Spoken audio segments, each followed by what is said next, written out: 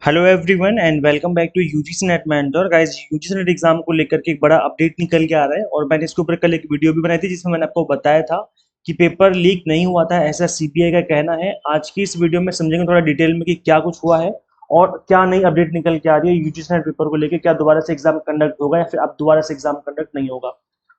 तो गाइस देखिए, कल ही अपडेट निकल के आई है और सीबीआई ने क्या बोला इस बारे में। UGC paper leak, CBI chargesheet में limit offences as no major conspiracy in paper leak. कोई बड़ी कॉन्स्पिरेसी निकल के नहीं आई है। सीबीआई का कहना है कि यहाँ पर पहले ही बोला जा रहा था कि 5-5, 6-6 लाख रुपए में पेपर बेचे गए हैं, जैसे कि पहले न्यूज निकल के आ रही थी, जैसे कि आप सभी को पता भी होगा कि ये इनपुट मिला था यूजीसी को that the paper was available on the darknet and was allegedly being sold for 5 to 6 lakh on the messaging platform, जबकि टेलीग्राम है। और इसके अलावा पेपर जो लीक है ये पहले ही अवेलेबल करवा दिया गया था 17 जून को, ऐसा कहा जा रहा था। तो ये क्या हुआ है इसके बारे में समझेंगे थोड़ा सा डिटेल में।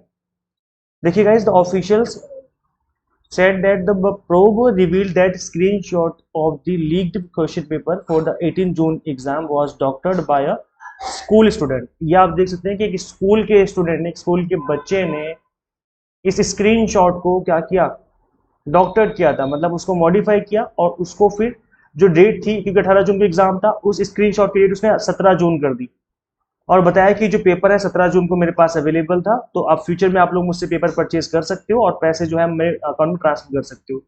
तो ये क्या है, ये इस तरीके से पागल बनाने की कोशिश करी गई है यूजीसी को और सभी स्टूडेंट्स को। अब ये स्टूडेंट ने किया कैसे, ये भी उन्होंने बताया था। Proof was subsequently handed over to the CBI which found that the purported screenshot of the paper was created by the school student using an app. एक ऐप की हेल्प से उसने स्क्रीनशॉट की जो डेट थी वो चेंज कर दी, क्योंकि एग्जाम 18 जून को हुआ था। तो 18 जून को सुबह की जो शिफ्ट थी 9:30 से 12:30 वाली, उसमें 12:30 के बाद सभी के पास पेपर अवेलेबल था। तो उस स्टूडेंट ने क्या किया, उस पेपर को एक स्टूडेंट से लिया और उसको उसकी फोटो क्लिक कर ली। देन उसके बाद उसने क्या किया, वहां पर उसकी डेट चेंज कर दी, मतलब जो टेलीग्राम है टेलीग्राम में डाल करके फोटो उसकी डेट चेंज कर दी और 18 जून के बदले उस डेट को 17 जून दिखा दिया और ये बता दिया कि ये जो पेपर था मेरे पास एक दिन पहले से अवेलेबल था।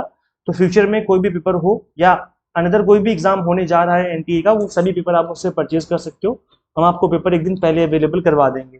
सो he change the date of the screenshot to 17 June to make some money by giving the impression that he had access to the paper, official said. तो ऐसा उस स्टूडेंट का कहना था कि हमने जो पेपर था इसको 17 जून को हमने एक्सेस कर लिया है एक दिन पहले और आप अभी मुझसे परचेज कर सकते हो। फ्यूचर में कोई भी पेपर होगा तो आप मुझसे परचेज कर सकते हो डायरेक्टली।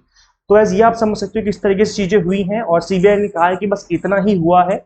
यहाँ पर इस तरह की जो कॉन्स्पिरेसी चल रही थी कि 5-6 लाख रुपए देकर के पेपर सेल करे गए हैं, ऐसा कुछ भी नहीं हुआ है यूजीसी नेट एग्जाम में। सिर्फ और सिर्फ एक स्टूडेंट की शरारत है, वो भी एक स्कूल गोइंग स्टूडेंट है। सोच के देखो, एक स्कूल गोइंग स्टूडेंट इस तरह की प्रॉब्लम क्रिएट कर रहा है, वो भी इतने बड़े लेवल एग्जाम के लिए, यूजीसी नेट एग्जाम के लिए। तो सोचो कि सिक्योरिटी लेवल कहाँ पे, किस लेवल पे काम कर रही है।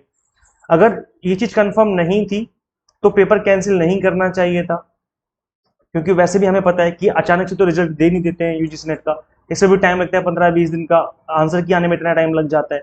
तो एटलीस्ट उसके भी इन बिटवीन दैट पीरियड आप थोड़ा सा सर्च कर लेते, थोड़ा एनालाइज कर लेती चीज़ों को और इससे पता चल जाता कि क्या एक्चुअल में पेपर लीक हुआ था या नहीं हुआ था। अगर नहीं हुआ था तो फिर चलने देते प्रोसेस, अगर हो गया तो बाद में बोल देते कि पेपर लीक हुआ था, आप नहीं कर सकते। बट मुझे लगता है कि यहाँ पर एनटीए के ऊपर एक दबाव था, यूजीसी के ऊपर भी एक दबाव था और वो दबाव इस वजह से था क्योंकि नीट का पेपर लीक हुआ था और नीट का पेपर जो लीक हुआ था उसकी वजह से दोनों ही दबाव में चल रहे थे।